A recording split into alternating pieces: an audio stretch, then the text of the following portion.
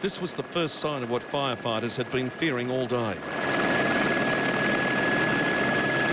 The residents of Kevington now bracing themselves for any number of possibilities as flames roared high in the hilltops. The worst thing that can happen, it actually gets up to the tops of the trees, because then off it goes like a hurricane. And all we can pray for is everyone's going to be safe, because we can rebuild houses but not people.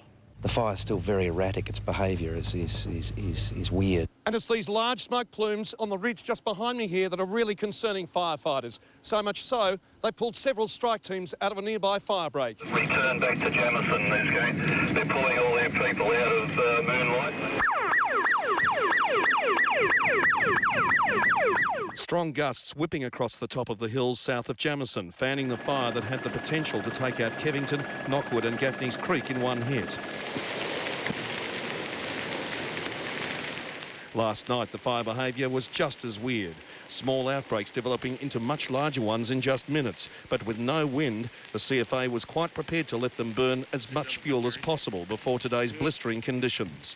And in the cool of this morning, dozer drivers cut as many fire breaks as they could to give residents around Jamison a fighting chance of saving their homes and their lives. And the New Zealand recruits learning the difficulty of the new terrain. The main difference is we'd use water. We'd have pumps, hose lays. In Australia, it's dry firefighting techniques. A strike team from Halls Gap was assigned the job of making sure the Kevington pub was safe. They're all tired, but committed to saving the 140-year-old hotel. It's your job, you do it. You work as hard as you can, The mean beast comes over the mountain and you try and fight it off the best you can. The pub's owner just as confident as the fireys that his historic hotel would be saved. Only if the fire comes over the back, that's the only concern, but all the CFA and everyone are here, so they've been great.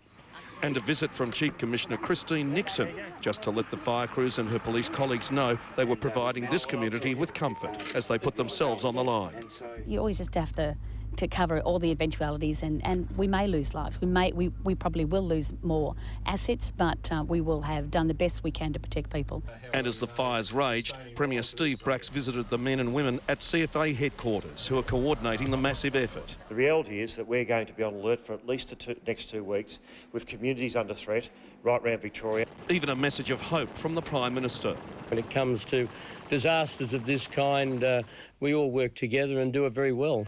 Despite the state's largest ever emergency plan, those here in Jamison, while hoping for the best, are fearful of just what might happen tonight. We're expecting after the southwesterly change comes through that we're going to get some ember attack here in Jamison, so it's going to be a long night.